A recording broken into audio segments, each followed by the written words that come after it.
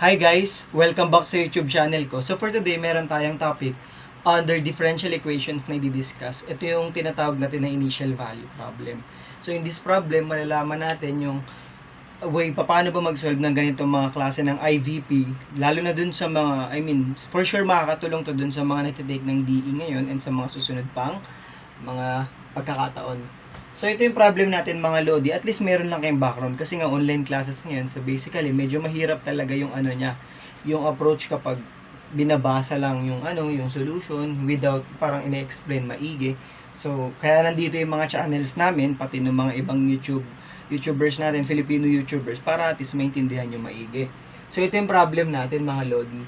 Given that x is equal to c sub 1 cosine t plus c sub 2 sine t is a two-parameter family of solutions of the differential equation x double prime plus x equals 0. Ibig sabihin ng x double prime, mga Lodi, second derivative po yan. Find the solution of the IVP if x is equal to, if x of pi over 6 is equal to 1/2 and x prime of pi over 6 is equal to 0. So, simple lang mag-solve nito mga Lodi kung iintindihin nyo maigi. Ano po ba yung kailangan natin gawin, Sir IJ? So, una natin munang isulat dito sa solution natin. Ano yung given na solution natin? So, meron tayong x is equal to c sub 1 cosine t plus c sub 2 sine t. Okay? So, from the initial value problem, meaning may mga parang parang synonymous din siya sa mga particular solution. Pero ang susolve kasi natin dito yung mismong x, pati yung C1 and C2, mga Lodi. Yung C1 and C2 yung isosolve natin. Tapos makukuha na natin yung pinaka-solution niya na may value si constants natin, yung mga constant natin. Okay? So anong una po natin gagawin, Sir IJ? So una natin gagawin, tingnan natin yung unang binigay na condition. X of pi over 6 is equal to 1/2. Meaning, at t equals pi over 6, it follows that x is equal to 1/2. Ganun po siya mga Lodi. So ano pong gagawin dyan, Sir IJ? Ganito, makinig maigi ah. Itong 1/2 ilalagay mo dito sa x. So magiging 1/2 is equal to C1 cosine of pi over 6 plus C2 sine of pi over 6. Dapat alam nyo yung mga values nito mga Lodi, kasi kung hindi nyo kabisado, magkakaroon kayo ng problema. Dapat kasi yung mga special angles, yung mga sine, yung cosine, yung tangent, pati yung ibang mga trigonometric functions, dapat alam nyo yung mga values without, kunyari, paano kung hindi pwede yung calculator, di ba? So, kailangan alam nyo ang value ng cosine pi over 6. Ano po ba ang cosine pi over 6, Sir IJ? Ang cosine pi over 6, kung hindi mo kayang kunin ng radians, convert mo muna to sa degrees. Di ba ang pi is 180 mga Lodi, 180 degrees. So 180 over 6, that is 30 degrees. Ilan po ba ang cosine ng 30 degrees? Dapat alam niyo yung mga basic na values yun mga Lodi. Like yung cosine 30, that is square root of 3 over 2. Yung sine 30, that is 1/2. Kapag cosine 60 degrees, that is 1/2. Sine 60 degrees, that is square root of 3 over 2. So, I suggest reviewin yun mga Lodi. Pati yung mga 45 degrees, sine 45 degrees, that is square root of 2 over 2, same as cosine 45 degrees, mga Lodi. So, anong mangyayari dyan, Sir IJ? So, i-rewrite natin siya as 1/2 is equal to C1. Ano value ng cosine 30 degrees? That is square root of 3 over 2 plus C2. Ano value ng sine pi over 6? That is sine 30 degrees. That is 1/2. Para mas ma-simplify natin yung equation natin, so multiply natin both sides by 2. So what will happen? We have 1 is equal to C1 square root of 3, or pwede natin unahin yung square root of 3 mga Lodi. Square root of 3 C1 plus C2. Ito yung una nating equation. Okay, naunawaan mga idol? Ginawa lang po ni Sir IJ, 2 divide 2 times 1, that's 1. 2 divide 2 times square root of 3, that is square root of 3. 2 divided by 2 times 1, so that is 1. Kaya C2 na lang siya. Okay? Next. So, tandaan natin yung una natin equation na, kasi we will now deal with the second condition. Kasi nga, bakit tayo nagkaroon ng dalawang condition mga idol? Kasi, dalawa yung constants natin. So, kailangan, kung dalawa yung constants natin, dalawa yung constant na hinahanap natin, so we need to have two equations, di ba? Kasi kapag isang equation lang, hindi siya magiging sufficient. Kailangan natin ng another equation pa. Okay? So, burahin muna natin itong mga Lodi, pero tandaan po natin yung equation na yan. Yan yung natin. Burahin ko muna. Okay. So, ano next natin gagawin, Sir IJ? So, dahil x prime yan mga lodi, we need to get the derivative of the given solution na x. So, ano derivative niyan? So, meron tayong x prime is equal to c1. Dahil constant yan, okay lang yan. Ano derivative ng cosine? That is negative sign, di ba?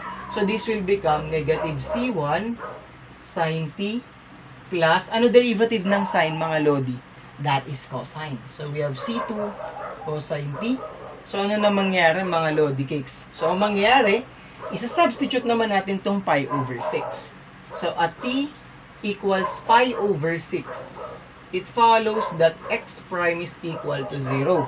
So, ito, palitan mo ng 0. So, magiging 0 equals negative c1 sine of pi over 6 plus c2 cosine of pi over 6. Dito na papasok yung kahalagahan mga lodi nung mga values, yung mga basic trigonometric function values ng mga special angles natin like 30 degrees, 45 degrees, 60 degrees, basta or any multiple of them mga lodi. Kagaya nito, ano ba ang sine ng 30 degrees? 'Di ba kakasabi ko lang kanina, bakit po ulit 30 degrees Sir IJ nalito? Okay, ulitin natin ha. Pi is 180 degrees. 180 over 6, that is 30 degrees. So, ilan po ang sine ng 30 degrees? That is 1/2. Therefore, this will become 0 is equal to negative c1 times 1/2 plus ang cosine 30 degrees, that is square root of 3 over 2. Okay? So, ang gagawin natin dyan, para ma-simplify natin, so, multiply natin both sides by 2. So, we have 0 is equal to negative c1, mga idol, tama? Plus, kasi 2 divide 2 times 1. Okay, tama ka dyan, Lodis. 2 divided by 2 times 1, that is 1. Kaya magiging negative 1 kasi may negative dito sa labas. Naging negative c1 plus c2 square root of 3. Or unahin pala natin yung square root of 3, mga Lodi. Square root of 3 c2. Okay? So, yun na equation 2 natin. Naalala nyo pa ba yung equation 1 natin kanina? So, ang equation 1 natin, kung di ako nagkakamali, that is 1 is equal to square root of 3 c1 plus, ano yung value nung kanina? Sine ng 30 degrees, so that is 1/2, kaya naging c2. Diba ito yung dalawa nating equation mga lodi? Sorry, equation 1 to. Okay, ito yung dalawa nating equation. So, ang goal kasi nyo mga lodi is to solve for c1 and c2. So, ito yung gagawin nating diskarte. So, burahin ko muna to mga lodi Okay, kasi meron na naman tayong dalawang equation Ayan, ang ititira lang natin yung dalawang equation na nakuha natin. So, naiintindihan pa naman mga lodi. If ever may questions kayo, you can drop it on the comment section para at least maklarify natin yung mga concerns nyo. So, from the second equation, we have 0 is equal to negative c1 plus square root of 3c2. Kapag yung negative c1 nilipat mo sa left side, magiging positive na yan. So, we have c1 is equal to square root of 3c2. So, ang gagamitin natin is ito, isa-substitute natin sa equation 1. Bakit po yan yung ginamit natin, Sir IJ? Kasi 0 to Pag nilipat mo siya sa left side, automatic wala na siyang kasamang iba pang constants, which makes it easier to solve, diba? Kaya ang ginawa ko, nilipat ko lang to dito, naging c1 na siya, equals square root of 3c2. Next, from equation number 1, sa-substitute natin to. So, di ba ang equation 1 natin is 1 is equal to square root of 3 c1 plus c2. Ano yung c2 natin mga lodi? Ano yung c1 natin? Square root of 3c2. So, this is 1 is equal to square root of 3. Itong c1, palitan mo nito. Square root of 3c2. So, it follows that 1 is equal to square root of 3 times square root of 3. Tama ka dyan, lodi kicks. That is equal to, nawala yung plus c2 natin. So, 3c2 plus c2. So, ano na po mangyari, Sir IJ? Burahin ko na to, So, 3c2 plus c2 mga lodi. So, 1 is equal to 4c2. Therefore, solving for the second constant or the c2, c sub 2, that is equal to 1/4. Okay? Paano natin kukunin yung c1? Di substitute mo na lang dito mga lodi. So, meron tayong c1 is equal to square root of 3 times c2 which is 1/4. Kapag ginawa mo yan, that is square root of 3 over 4. So, ano na po magiging final answer natin? Etong c1, ibalik mo dito. Itong c2, ibalik mo dito. Therefore, the solution of the IVP is x is equal to c1, that is square root of 3 over 4 cosine t plus ano yung c2 natin? 1/4 sine of t. Therefore, ito na yung magiging final answer natin mga Lodi. Ibabalik mo lang yung mga constants na nakuha mo. Okay? So, kaya ano yung mga reminder ni Sir IJ regarding this video or yung conclusion natin? Dapat alam niyo yung mga basic trigonometric function values ng mga special angles natin. Kasi if calculators are not allowed, basically, they'll have a difficult time figuring out the values of those trigonometric functions. Okay mga Lodi? Tapos, yung ibig sabihin ng x double prime, second derivative. Take note of the notations. Kapag x lang, as is lang yan. Kapag may single prime, that is the first derivative.